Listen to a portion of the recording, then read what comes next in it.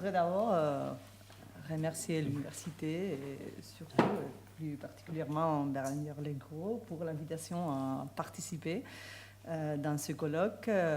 Et je présente aussi mes excuses par avance pour mes expressions en français. Je ne suis pas française. Le français n'est pas ma langue maternelle ni habituelle, mais je vais essayer de me faire comprendre le mieux possible.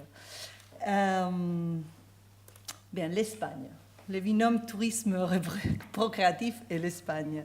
L'Espagne, on le sait, est clairement associée au phénomène de tourisme procréatif. D'un côté, est l'un des pays le plus visités par les Européens, pas seulement, mais surtout par les Européens, pour recevoir ces traitements. Et ici, vous avez quelques données, des données sur, du Registre national d'activité 2015, parce que c'est le dernier disponible. On est très actualisé en Espagne. Le dernier, c'est 2015. Et vous voyez ici que plus ou moins 12 000 traitements parmi les presque 128 000 faits en Espagne en 2015. C'est des traitements à patients qui résident à l'étranger. Et de ces traitements, la plupart, c'est pour les dons d'ovocytes, pour utiliser en fait, pas pour les faire, pour recevoir des ovocytes, presque plus de la moitié, 53%. Et les principaux pays de procédance, c'est la France. La France, oui, et l'Italie. La France, c'est presque en 43%, c'est beaucoup. Bon, ça, c'est les chiffres, les données de 2015. En 2014, c'était l'Italie d'abord et après la France, mais c'est la majorité, c'est France-Italie. Il y a aussi l'Allemagne, le Royaume-Uni, mais 3-5%, plus ou moins. Et bon, ça c'est la réalité en Espagne du tourisme, ce tourisme reproductif. Les raisons de ce tourisme procréatif pour la Société européenne d'embryologie et reproduction humaine, il y a plusieurs raisons, restrictions légales dans les pays d'origine, liste d'attente, c'est moins cher en Espagne que dans d'autres pays, c'est vrai. En plus, les services, c'est de bons services en Espagne, en fait. Et aussi l'anonymat. Oui, c'est vrai. Dans le registre de 2015, la raison principale que c'est marqué, c'est le problème des restrictions légales dans le pays d'origine. Mais c'est vrai qu'en 80% des cas, dans 180% des cas, on n'a pas remarqué, on n'a pas recueilli la raison pour laquelle on fait un traitement à l'étranger. Mais aussi, d'un autre côté, l'Espagne est aussi une exportatrice de tourisme reproductif pour la gestation pour autrui. Alors, dans mon intervention, je veux partir de cette double perspective, l'Espagne comme exportatrice, d'abord comme réceptrice, et je me centrerai surtout sur le don d'ovocytes, parce que c'est la raison principale, en fait. Et aussi, on verra la partie de l'Espagne comme exportatrice pour la gestation pour autrui. Pour le don des gamètes, j'ai mis ici une prémisse. La législation espagnole est l'une des plus permissives de l'Europe, mais une des plus permissives depuis très longtemps, plus de 30 ans. La première loi de 1988 déjà admettait l'accès à des couples mariés ou non, à des femmes célibataires ou seules, le don des gamètes sans restriction et l'anonymat du donneur. Ça est maintenu dans la loi de 2006 et encore plus étendu. Et maintenant, on permet l'accès à des couples mariés des femmes, sans problème, depuis 2007. Et c'est vrai qu'il y a un problème ici, parce qu'on a modifié la loi de la reproduction assistée pour faire entrer les couples de femmes, mais on n'a pas modifié le code civil. Et il y a un problème parce que, en fait, c'est en filiation. Ici en France, on ne sait pas comment on se dit, c'est filiation. En espagnol, on l'appelle par nature. on appelle Par le sang. par le sang. Bon. Ces filiations de deux femmes, c'est une filiation par nature. Bon. Mais maintenant en Espagne, il y a ou filiation par nature ou filiation par adoption. Alors on l'a fait entrer dans la filiation par nature. Dans d'autres pays, par exemple l'Argentine, qui a fait cette modification, parce qu'en Espagne, il faut la faire. Parce qu'en fait, le code civil est un code qui, la partie de filiation, les principes, c'est le principe de la vérité biologique. Dans le couple des femmes, il n'y a pas de vérité biologique, c'est clair. Il faut modifier, on ne l'a pas fait. Et on l'a fait en Argentine et on a mis une troisième catégorie de filiation, la filiation par reproduction assistée médicale ou procréation médicalement assistée. Et on l'a fait aussi dans la Catalogne. Mais nous, pour les codes civils généraux en Espagne, c'est une chose à faire encore. Mais on n'a pas accepté la triparentalité. On accepte presque tout, mais on a nos limites.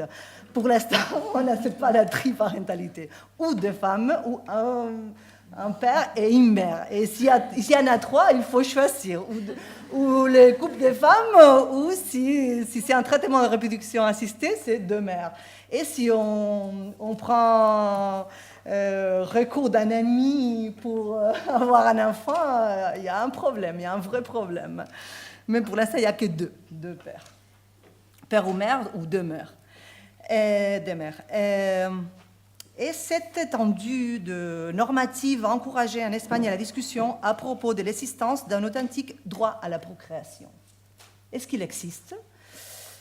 On ne sait pas, mais les juridictions ont influé dans cette matière. En fait, ils reconnaissent, il y a des arrêts qui reconnaissent l'accès à cette technique dans les établissements publics de santé.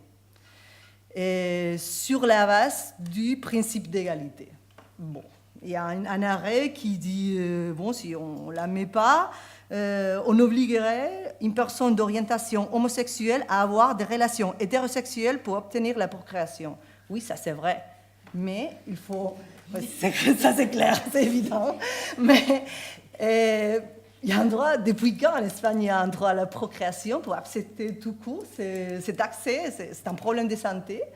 Oui, pour les tribunaux, c'est oui, c'est une infertilité, on l'appelle primaire. Primaria.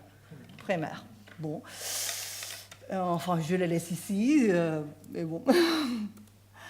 Les dons des gamètes. Les dons des gamètes, on l'admet en Espagne depuis 30 ans, comme je dis. Il y a des conditions pour le donneur. Il y a une limite à 6 le nombre maximum d'enfants nés d'un même donneur. Mais le problème est qu'on n'a pas jusqu'à présent un contrôle effectif de ces limites. Et qu'est-ce qu'on fait en Espagne ? Parce que c'est ce que la loi dit. Ce qu'on fait, c'est on a recours aux déclarations du donneur qui doit indiquer les dons antérieurement réalisés. Et sur cette base, les centres doivent contrôler les conséquences de ces dons préalablement réalisés. C'est ça, et ce qu'on a fait plus ou moins jusqu'à présent. La loi prévoyait un registre national de donneurs et aussi un registre national d'activités. Existe-t-il ?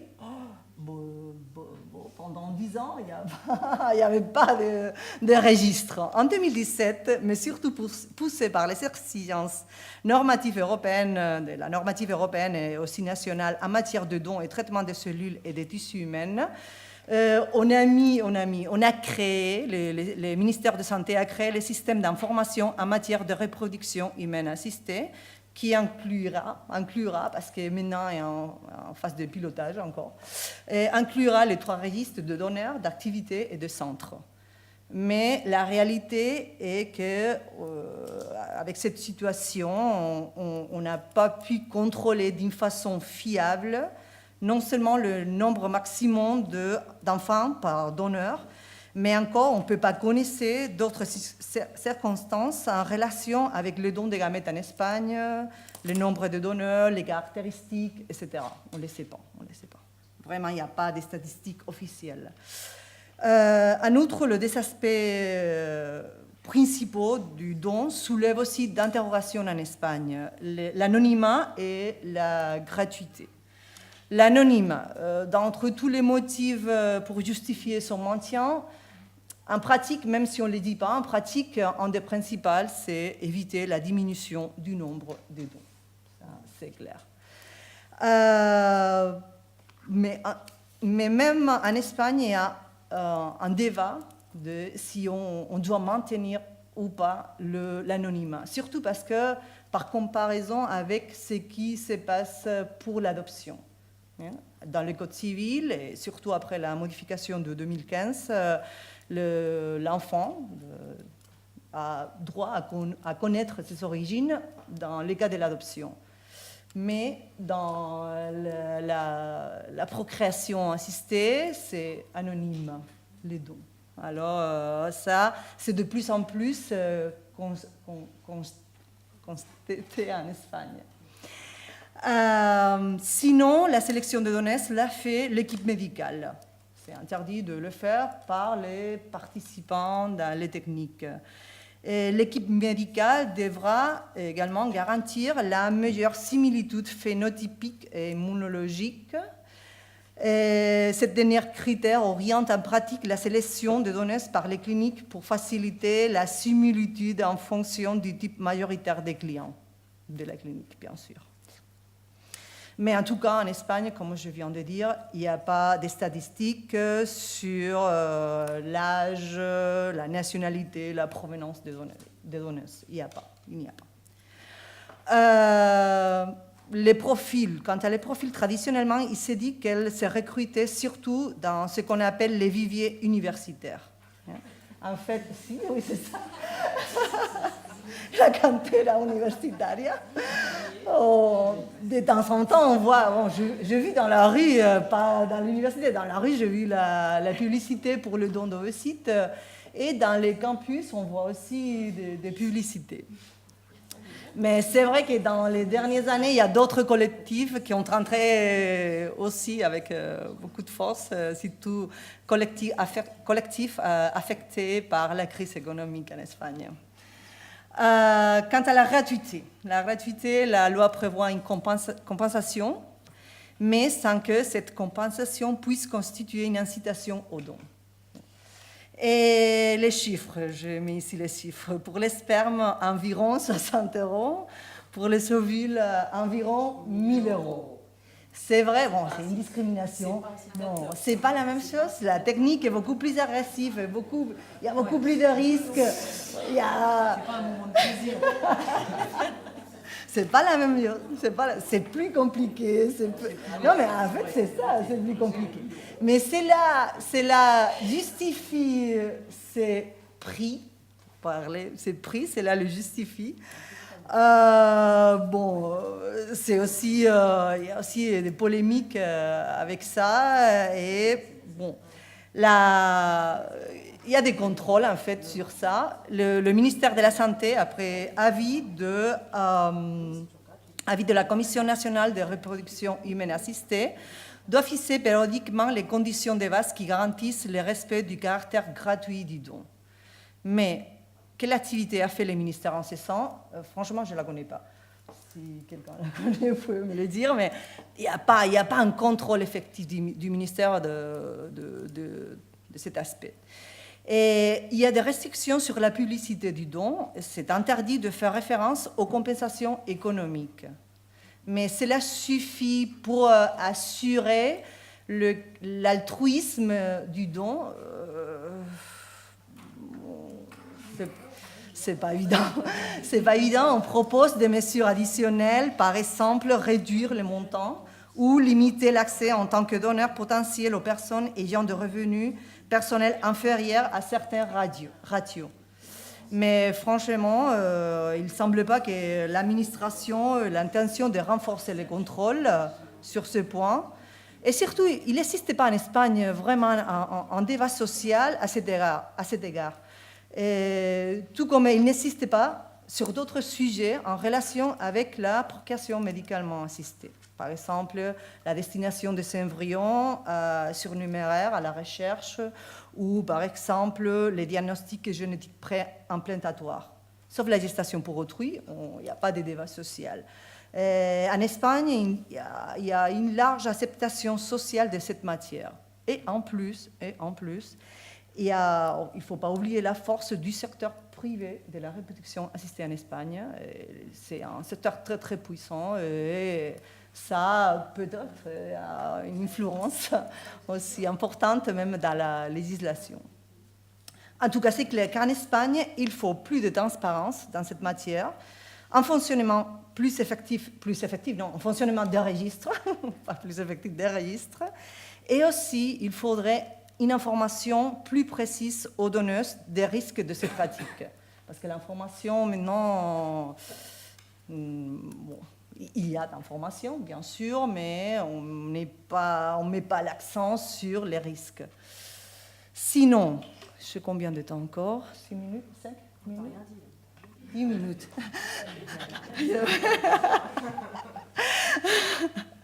Bon, sur la GPA.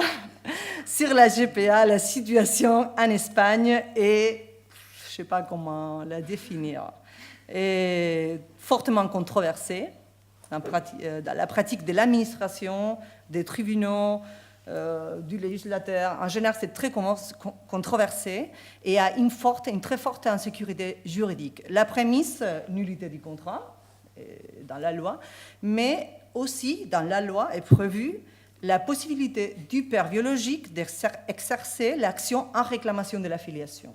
C'est prévu, sans problème, conformément aux règles générales de filiation. Et ce n'est pas prévu une infraction administrative pour ceux qui utilisent, en Espagne ou à l'étranger, et cette méthode, pour dire. La situation en Espagne est d'un conflit manifeste, évident, entre la pratique administrative et la jurisprudence, entre la direction générale, on l'appelle comme ça, des registres et du notariat, c'est l'organe de direction des registres civils qui dépend du ministère de la Justice, et la Cour de cassation. Les cas emblématiques à l'origine de ces conflits, le normal, un couple homosexuel qui avait réalisé un contrat de GPA en Californie, et l'inscription refusée pour les registres civils consulaires. Ils font recours à la Direction générale des registres et du notariat, et la Direction générale décide dans sa résolution de 2009 qu'il faut inscrire l'enfant dans le registre civil. Et en général, la direction, ce que dit, c'est qu'il faut contrôler seulement qu'il s'agit bien d'un document public autorisé par une autorité étrangère compétente. Il ne faut pas entrer dans le fond du document de l'acte et voir s'il est conforme au droit espagnol. Pour simplifier, parce que c'est très complexe. Et le ministère public conteste la décision de la direction générale et le jugement de première instance de Valence et annule l'inscription et dit qu'il faut entrer dans le fond. Il faut entrer, il faut réviser l'acte qui est contenu dans les certificats du registre. Et à partir d'ici, je ne sais pas comment le définir. Oui, c'est ça. Ping-pong, c'est ça. Parce que si vous voyez les dates, si la direction en 2009 dit A, le tribunal de première instance en 2010 dit B, quelques mois après, la direction générale dit ah oui, alors je fais une instruction avec les règles générales, règles à tous les registres, pour inscrire comment il doit inscrire les enfants nés des GPA à l'étranger. Instruction de 2010. Les cas continuent dans les tribunaux, la Cour d'appel, Audiencia Provinciale, la Cour d'appel de Valence continue à dire non, c'est pas possible, 2011. Et après, la Cour de cassation, 2014, la même chose. C'est pas possible d'inscrire, c'est contraire à l'ordre public, il n'y a pas de discrimination de couples du même sexe. Et la protection de l'intérêt supérieur de l'enfant, on doit la chercher, pas par les biais de l'inscription directe, mais par l'action de réclamation de filiation ou par l'adoption ou par d'autres mécanismes prévus dans le droit espagnol. Mais si vous voyez, il y a un circulaire de 2014 de la Direction générale, juste après l'arrêt de la Cour de cassation qui dit non, notre instruction continue en vigueur. Les registres doivent continuer à inscrire les enfants, même après la décision de la Cour de cassation. Parce que dans le intérim, le Piémont, on avait eu les décisions de la Cour des droits de l'homme sur les européens, sur les Ménençons, les cas de Ménençon là. Et dit bon, comme la Cour européenne dit ça, alors je me permets de dire que je ne vais pas suivre la décision de la Cour de cassation et bon, je continue à inscrire. Et c'est ça la situation actuelle en Espagne. La situation, bon, je n'ai pas dit tout, parce que comme on n'avait pas suffisant, la chambre, parce que ça c'était la chambre civile de la Cour de cassation. Mais juste quelques années après, aussi la chambre sociale a dit bon, je vais entrer en scène aussi parce que c'est mon tour. Et elle a admis la prestation de maternité dans les cas des GPA. Un des principaux, il y a beaucoup d'arguments, mais un des principaux arguments, c'est la protection de l'enfant. La protection de l'enfant qui sert à tout, à dire oui, à dire non, à dire oui à l'inscription, non à l'inscription, oui à la prestation. Enfin en pratique, qu'est-ce qu'on applique? Dans la pratique, ce sont les critères de la direction générale, les critères administratifs qui sont appliqués dans la pratique. C'est ça, pas la jurisprudence de la Cour de cassation. C'est incroyable, mais c'est ça, c'est un cas de désobéissance manifeste d'un organe administratif à la jurisprudence. C'est incroyable, on ne connaît pas d'autres. Et dans ces critères, il faut, pour la direction générale, il faut en résolution judiciaire d'un tribunal étranger qui déclare la filiation.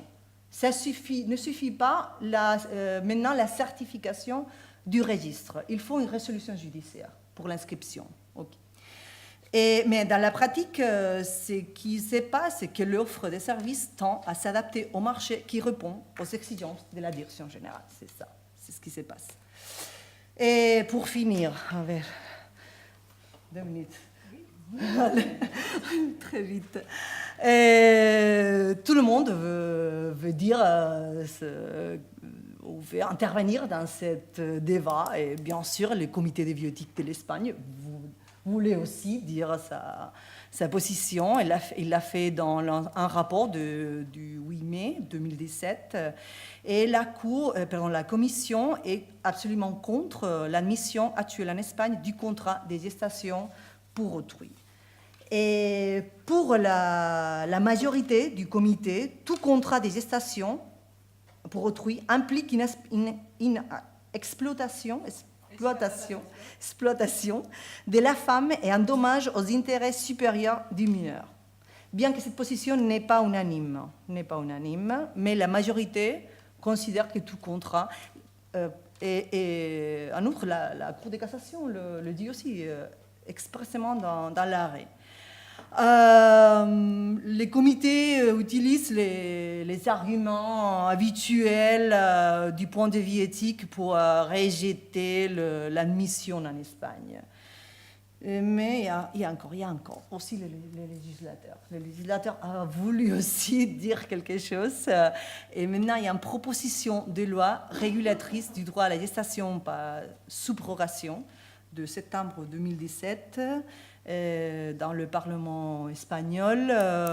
La proposition est très semblable à celle du Portugal. Il y a des différences importantes, mais c'est très, très, très semblable. Dans l'essentiel, c'est un GPA altruiste. Dans l'essentiel, GPA altruiste, consentement irrévocable, ça c'est très, très, très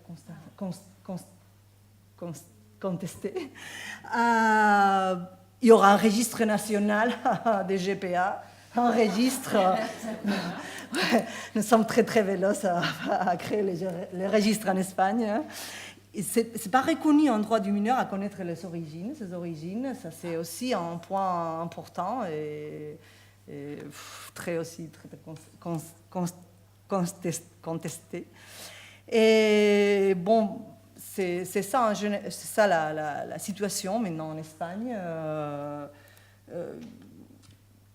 Pour moi, ce qui ne paraît pas du tout rationnel, c'est de maintenir maintenant la contradiction et l'insécurité juridique entre la position de la direction générale et ce qui dit la loi ou ce qui dit la Cour de cassation. Parce qu'en fait, la direction générale a dérogué en fait l'article 10 de la loi.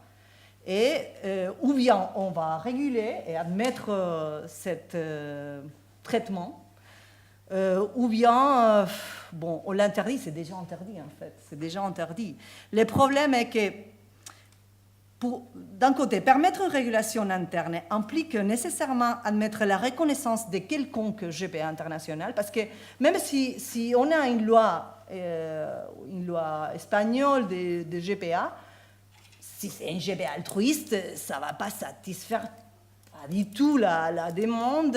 Il y aura toujours la GPA internationale. On doit permettre n'importe quel GPA international, non. Mais la provision interne empêche de reconnaître certaines situations survenues à l'étranger. Non plus, s'il y a un père biologique, il pourra bien sûr réclamer l'affiliation.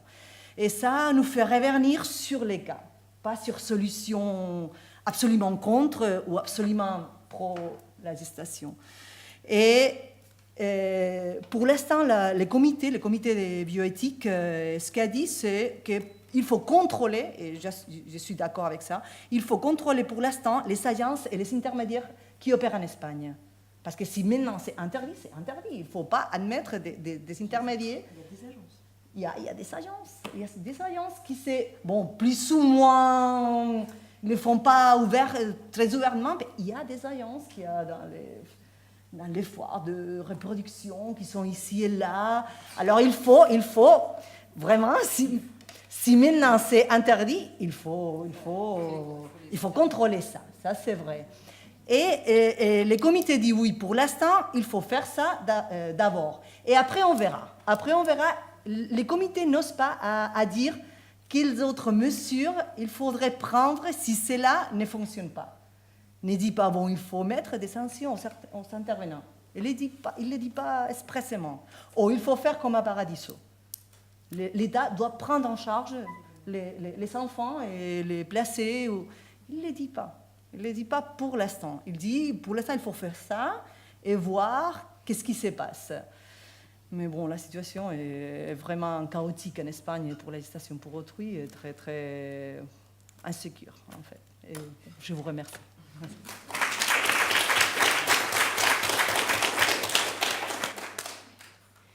Bien, le tour du monde rapide montre que c'est un peu le désordre et la difficulté partout. Il n'y a pas un modèle qui soit vraiment un pôle de référence donnant idée de quelque chose qui puisse être imité et qui donnerait la solution au problème. Je rebondirai quand même en une minute sur ce que vous dites, sur le caractère totalement illusoire de la GPA éthique. Parce qu'en fait, d'abord, la GPA éthique, elle est beaucoup plus dangereuse psychologiquement que la GPA économique. Parce que la mère porteuse qui a fait ça parce qu'elle est payée, elle a une place logique et cohérente. Et elle n'est pas la mère, elle a fait un job. La personne qui a porté un enfant pour rendre service, elle va toujours s'immiscer dans la famille. Forcément. Et l'enfant, un beau jour, se dira, mais au fond, qui est ma mère ? Et donc, à terme, c'est une situation qui est totalement explosive. Et donc, c'est une illusion. Et c'est une illusion aussi, comme vous l'avez dit. On constate que dans tous les pays où la GPA éthique est autorisée, ça fait sauter le verrou symbolique et psychologique, puisque c'est autorisé dans certaines circonstances, c'est que c'est pas mal du tout. Et puisque c'est pas mal du tout, si les lois stupides de mon pays m'empêchent d'y avoir accès, il n'y a aucune raison, mais alors vraiment aucune, que je n'aille pas à l'étranger. Et ça, je crois que ça s'est vérifié avec les femmes anglaises. Et effectivement, les femmes anglaises font partie de celles qu'on retrouve le plus en Ukraine ou ailleurs. Donc, c'est une psychologue qui me l'avait dit un beau jour. On s'était croisés dans les couloirs de l'Assemblée nationale il y a déjà un bon petit bout de temps. Elle m'avait dit, mais en termes psychologiques, le fait de porter un enfant pour autrui, ça va créer une dette psychologique qui ne pourra jamais être remboursée. Et une dette qu'on ne peut pas rembourser, ça vous pèse dessus comme une enclume d'une tonne, et ça fait partie des choses qu'on ne peut pas gérer psychologiquement. Et là, moi, j'ai pensé à autre chose, oui, j'abuse. Je ne vous l'ai pas dit ce matin pour voir l'insémination post-mortem, mais un jour, dans un colloque, on parlait d'insémination post-mortem, il y a quelqu'un qui m'a posé une question à propos de l'insémination post-mortem, et je me suis rendu compte que c'était une femme qui était veuve depuis pas longtemps et qui était très heureuse qu'on ne puisse pas, que sa belle famille ne puisse pas l'obliger à porter l'enfant de son mari défunt. Et donc, l'interdiction de l'insémination post-mortem, ça l'a protégée. Et j'ai eu connaissance d'autres familles. Si vous avez, par exemple, l'un des frères qui a des enfants avec sa femme, l'autre frère n'en a pas. Ne croyez-vous pas qu'un beau jour, belle-maman et beau-papa vont dire à la bru qui est fertile, vous ne pourriez quand même pas porter des enfants pour mon autre fils. Et c'est pas, je ne rêve pas, hein, pas du tout. C'est le genre de choses, et là aussi, la législation protège, parce qu'elle empêche cette demande d'être mise à l'ordre du jour. Mais dans la famille, si cette demande émerge dans l'esprit des grands-parents qui ont des petits-enfants d'un côté mais pas de l'autre, la famille, elle est foutue, elle va exploser. Parce que ou bien la bru va accepter, et on va rentrer dans un système incestuel absolument épouvantable, ou bien la bru va refuser, et c'est la rupture avec la famille. Donc, heureusement que la loi française ne le permet pas.